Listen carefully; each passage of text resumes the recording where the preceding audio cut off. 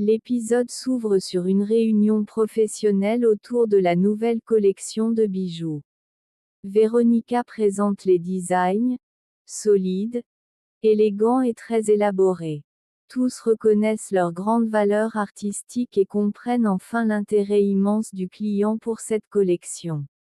Le seul problème reste la quantité d'or nécessaire pour lancer la production.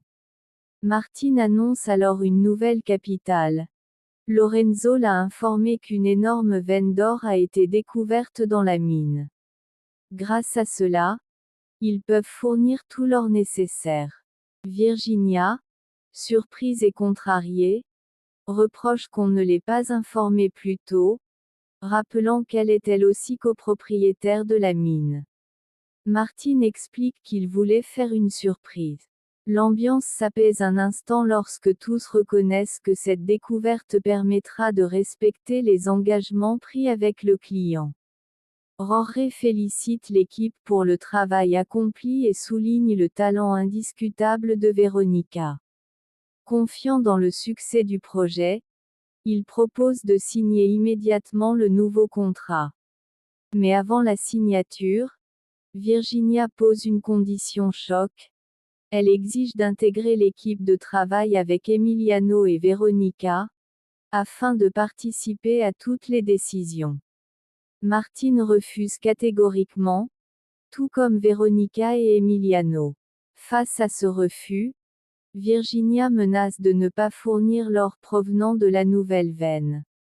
Elle annonce qu'elle ne signera pas le contrat. Martine, furieux, quitte la réunion malgré les appels de Virginia qui tentent de le retenir, lui rappelant l'importance du projet. Une fois seule, Veronica confronte Martine. Il avoue qu'il refuse cette condition parce qu'il ne supporte pas l'idée qu'Emiliano soit constamment près d'elle, révélant sa jalousie maladive. Veronica lui reproche de mélanger affaires et sentiments, d'agir par immaturité et de n'avoir jamais vraiment compris la souffrance qu'il lui a infligée dans le passé. Elle lui rappelle son mariage malheureux et le calvaire qu'elle a vécu. Malgré les excuses de Martine, elle lui dit clairement qu'elle ne lui pardonnera pas et qu'une simple demande de pardon ne suffit pas à réparer un cœur brisé. Blessée profondément, elle affirme qu'elle ne se soucie plus de ce qu'il décidera.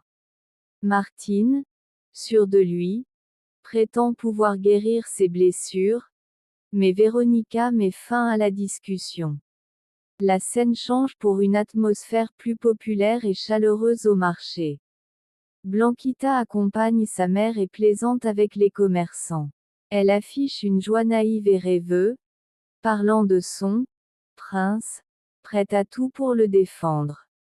Les femmes autour d'elle s'inquiètent de Manuel, connu pour être violent et abusif, surtout en l'absence du grand-père. Blanquita, déterminée, affirme qu'elle préfère affronter le danger plutôt que de renoncer à l'amour. Malgré les mises en garde, elle s'éloigne, animée par son idéalisme. Pendant ce temps, les tensions amoureuses reprennent entre Martine et Emiliano. Les deux hommes s'affrontent verbalement à propos de Veronica. Martine reproche à Emiliano de se rapprocher d'elle par des moyens détournés, tandis qu'Emiliano lui rappelle que Veronica est libre et que leur relation est terminée. Veronica, excédée, intervient pour mettre fin à cette dispute qu'elle juge immature et destructrice.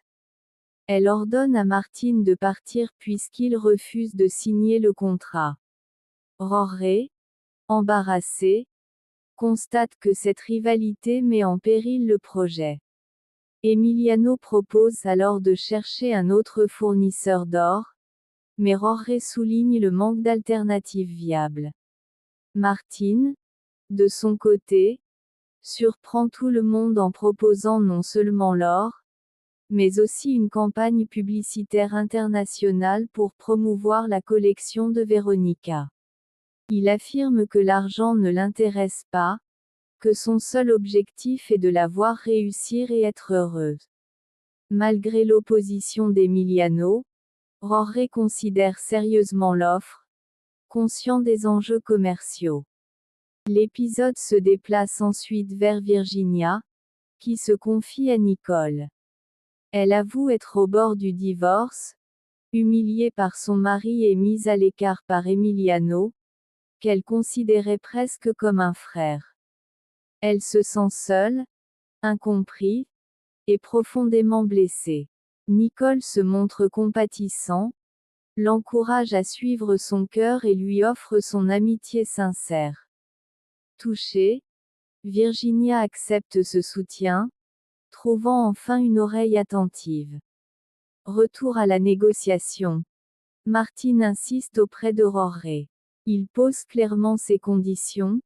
Il fournira l'or à un prix préférentiel, mais seulement s'il fait partie intégrante du projet. Il met la pression en rappelant les délais, les contraintes et son efficacité reconnue. Rorre, après réflexion, admet que l'accord est avantageux pour tous. Emiliano, furieux, refuse d'accepter que Martin s'immisce dans une entreprise qu'il juge trop complexe pour lui. Malgré tout, Rorre tranche en faveur de l'accord, estimant que l'avenir de la collection en dépend. Parallèlement, Manuel se plaint à Raimunda de sa situation. Sa femme soutient davantage son père que lui, et sa belle-mère l'a même expulsé de la mine, le laissant humilié. Raimunda tente de le consoler en lui rappelant que toute épreuve apporte une leçon. Au marché, Blanquita retrouve son prince, dans une scène pleine de tendresse et de naïveté. Elle est prête à tout pour protéger leur relation et demande à Manuel de la laisser tranquille. Elle va jusqu'à lui proposer de faire ce qu'il voudra, tant qu'il épargne Blanquita. Manuel, manipulateur, accepte en apparence, promettant de respecter ses limites, tout en gardant une attitude inquiétante. Blanquita, convaincue d'agir pour le bonheur de tous, se sacrifie sans mesurer le danger. L'épisode se termine sur plusieurs scènes croisées.